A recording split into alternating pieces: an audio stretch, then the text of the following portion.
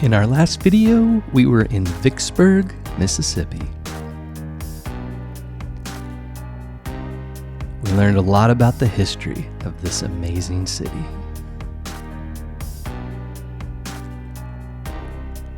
Of course, we strolled the streets of the historic downtown, and we checked out some of the street art.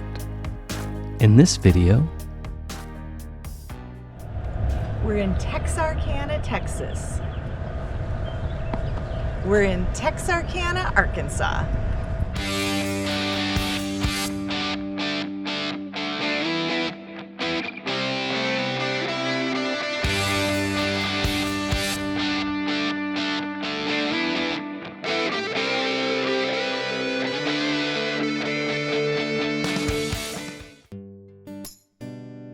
Texarkana was the 8th stop on what we're calling Wanderlust 2025, our road trip from Central Florida to Kansas and back again.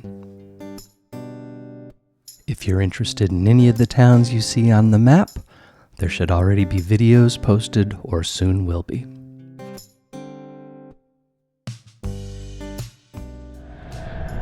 Some quick context before we get started. This is Sunday morning. There's roughly 8:30, 8:40 local time, and we're very much in the Bible Belt, so I'll be surprised if we see many people down here, but I thought that might be an important thing to note as we explore this city.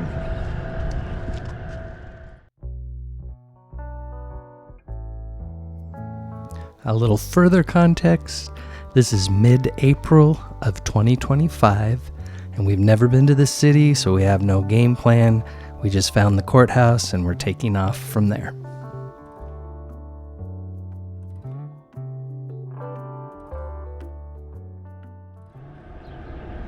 So this morning we're in Texarkana. Technically at this moment we're in Texarkana, Texas, but the state line with Arkansas actually goes right through the middle of that courthouse and post office behind me. I have no idea logistically how that works, but I'm excited to check this all out. So yeah, that building is the State Line Post Office and Federal Courthouse, which was built in 1932 and still functions as both a post office and a courthouse. It is the only post office in the United States that sits in 2 states and has 2 separate zip codes, and is the second most photographed U.S. courthouse after the Supreme Court.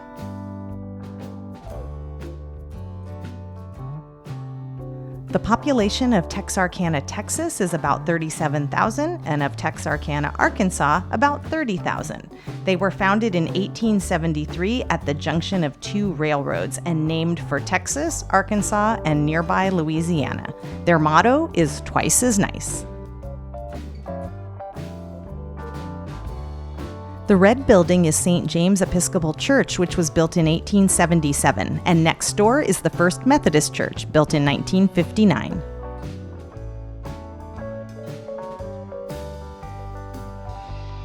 So at this point in the video, we're sort of wandering aimlessly towards what we hope will be the heart or the core of this historic downtown.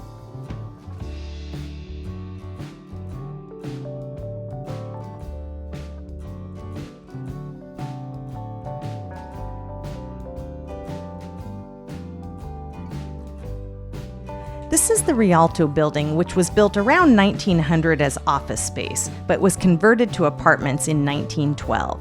It became a medical building in 1924 and was still being used as a medical building when they applied to the National Register of Historic Places in 1982. Unfortunately, it appears unoccupied now.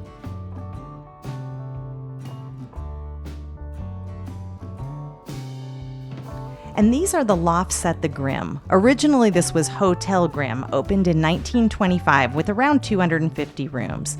It was added to the National Register of Historic Places in 2016, and at that time they began renovating it. It just opened in 2024.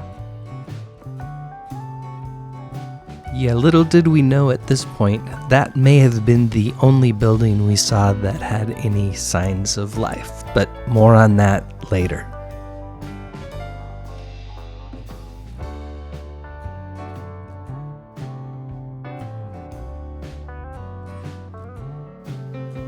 This is the Museum of Regional History. This building was built in 1879 as the first national bank of Texarkana. Then in 1894, it became the Offenhauser and Company Insurance Building. It is the first brick structure in Texarkana.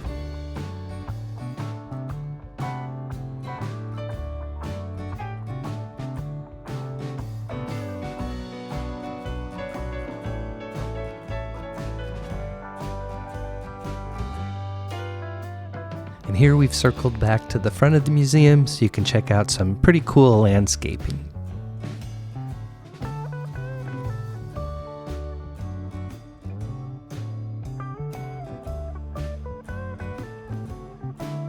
And right across the street was another museum. It was Discovery Place and Children's Museum. Unfortunately, it permanently closed in 2023.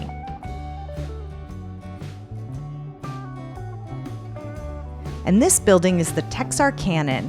It started life in 1887 as the Texarkana National Bank. It is under development right now to be used as condos. Yeah, I really hope that this is going to be a successful endeavor for them. I think having more residential units downtown might be the key to its recovery, because right now it's a little bit lonely.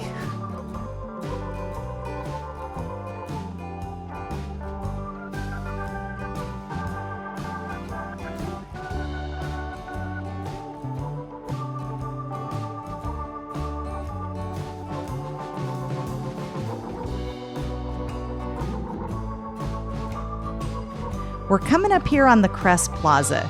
If you've watched any of our videos, you know that Cress 5 and dime stores seem to be in every town that we go to. The building here that no longer exists was built in 1909. Cress started using it in 1935 until 1979. Then it sat vacant until it was demolished in 2017. Well, at least they added some artwork. And for those of you like us that enjoy street art, there will be a section later in the video dedicated to that.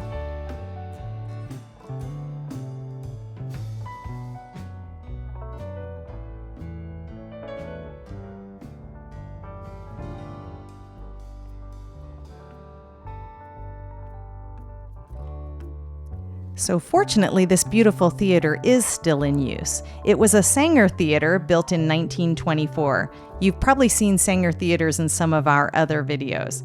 It showed movies and live productions until the 60s, and then second-run movies until 1977. It was renovated and reopened in 1980 as the Perot Theater, and it's home to the Texarkana Orchestra. And if that name sounds familiar, that would be Ross Perot and his sister that donated about a third of the money needed to renovate it. Looks like it's time for an update. So we had no idea, but apparently we're on our own Temptations trail. This is the third city we've been to that's birthplace or home of one of the members of the Temptations. Yeah, Otis Williams was the founder of the Temptations, and he was born in Texarkana in 1941. For those of you following this series, you would have seen murals also for Eddie Kendricks and David Ruffin.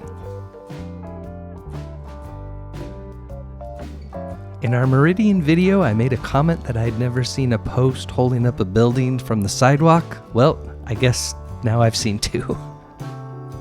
And also, if you were paying attention, the sign in front of this building we're looking at now says coming soon.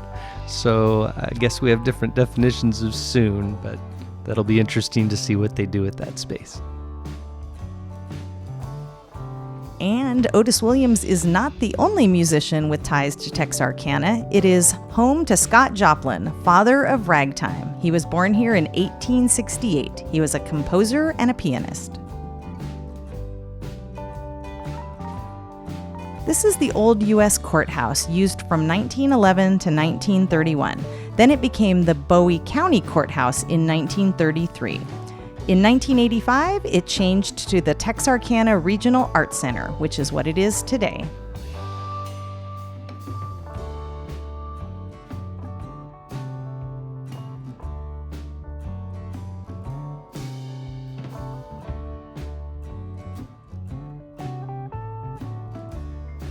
And this building is Texarkana City Hall, which was built in 1924.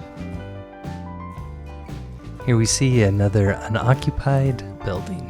And this bail bonds building will make sense here shortly.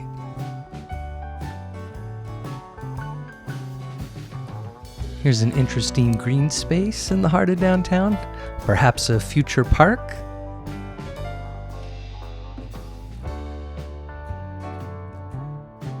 So here we're coming upon what may be the most depressing street of this downtown. I don't think there was any sign of life here, but more remarkable, they actually weren't in really that much disrepair.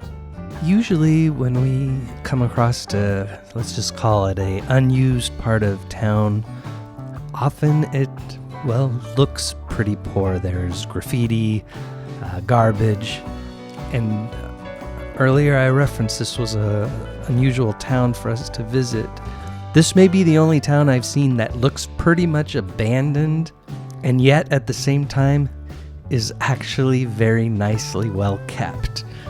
There wasn't really any signs of graffiti, garbage, nothing negative other than the fact that most of the businesses are long gone and there were no people.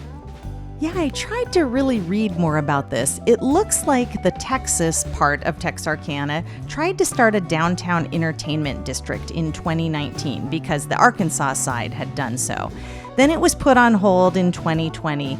Then the articles for 2021 and the signage downtown all talked about it, like this sign you just saw, getting people to eat, play, live downtown, and yet there's no evidence of that. So they were promoting it in 2021, but it doesn't seem to have happened yet.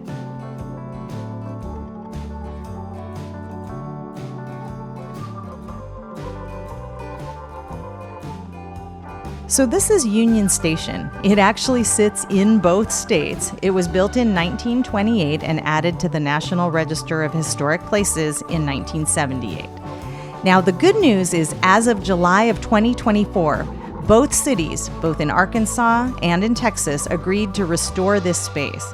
What's interesting is until recently, Amtrak was actually using it as their waiting room, but it was in such disrepair that in 2024 they had to move into a portable structure outside.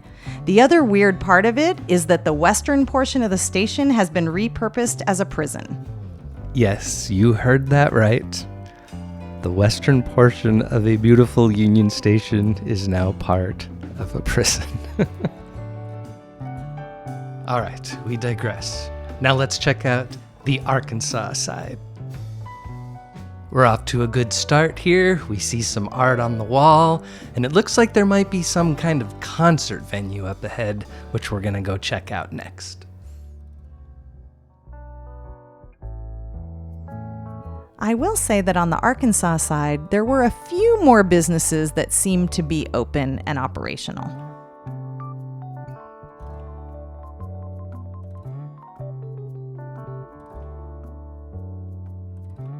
And here's one of those that seem to be up and running and hopefully doing well.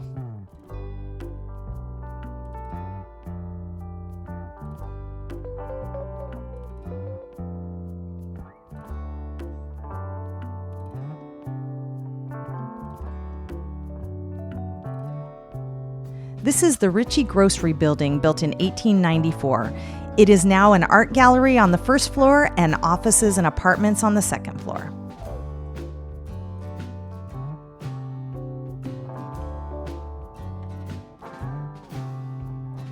And this was a really cool coffee shop inside an old train car. Unfortunately, it wasn't open on Sunday morning. So you can see here what we assume is a pretty cool concert venue area, but alas... Yeah, yes and no. I can't find anything online that shows there's been a concert since November of 2023.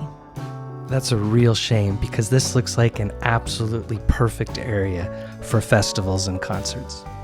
Yeah, this Front Street Festival Plaza. I found it online. They host Rail Fest and Mardi Gras events, but again, nothing's been posted about it since 2023.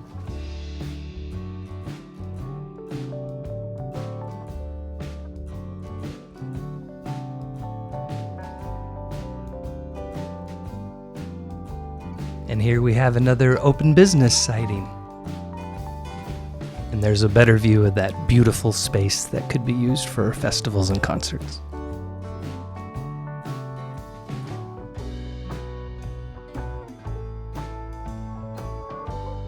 What was interesting, as Jeff said earlier, is it was very clean, there were cool buildings, and this downtown had so much potential. So hopefully it's really going to make a comeback.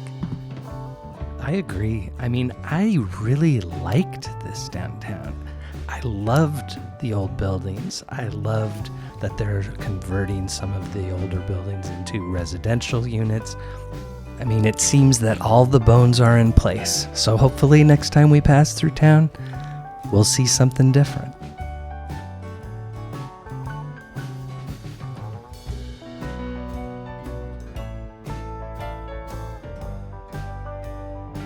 And this is the Municipal Auditorium, built in 1928. It was a primary stop along the Louisiana Hayride Circuit. I didn't know what that was, but it was a radio and later TV broadcast that really helped launch the careers of many country musicians. Elvis actually played in that auditorium in September of 1955. That mural reminds me it's time for our street art section, and then we'll be back to wrap this video up.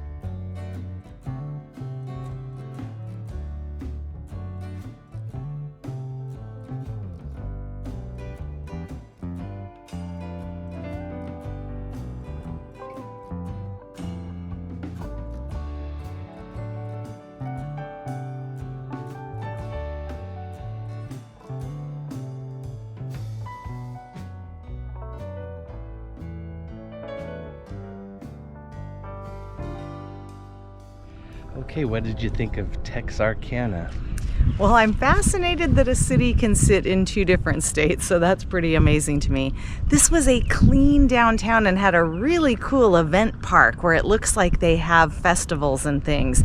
There's a lot of empty buildings, some construction going on, but the buildings themselves were really cool.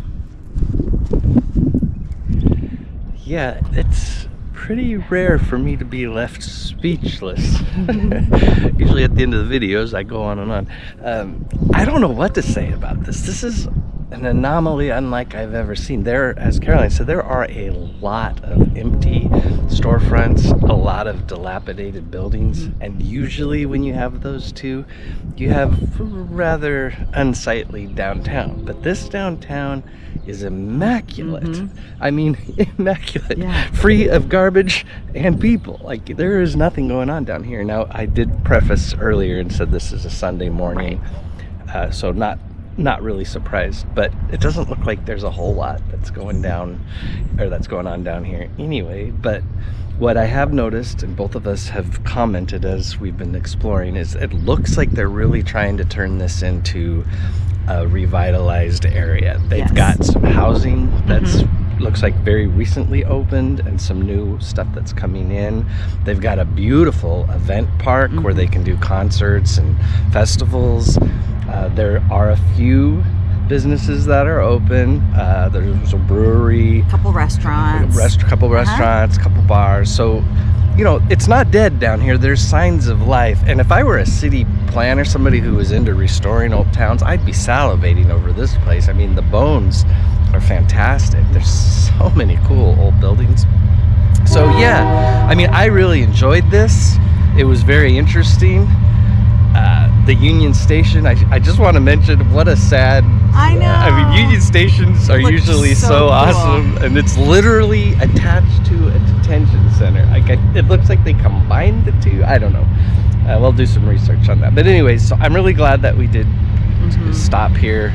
I enjoyed it, and this is why we travel. You just don't know what to expect. All right, get off the couch, and we'll see you next time. Cheers.